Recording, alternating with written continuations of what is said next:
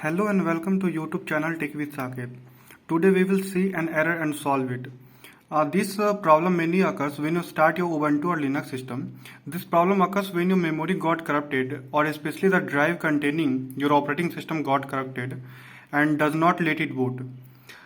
Sometimes you will not see such type of information on your screen. In my case, it is showing a lot of information. As you can see from here that it is writing superblock needs recovery, flag is clear, but general has data. And after that, you can here see that it is showing unexpected inconsistency, run fsck manually. So it is saying that we have to run fsck manually. So we will run fsck manually and solve the error.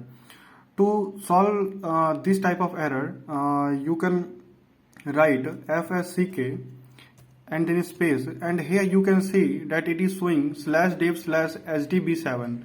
So you have to run fsck manually on this. So you will write fsck and then slash and then dev and then slash and then sdb7, and after that give a space and type -y and then press enter. So after that you can see that it is checking in notes block and sizes, and after that it will process. It will take some time, and after that you can reboot your system. As you can see that it is processing, so it will take some time.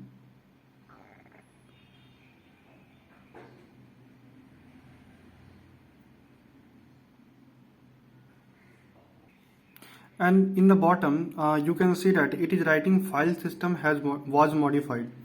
So your file system has been modified, and now you can write reboot and then press enter.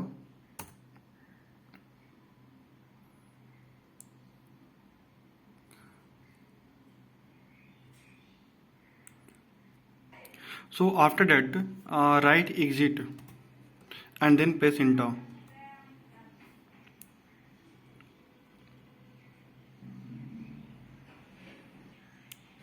As you can see that my system is now booting perfectly.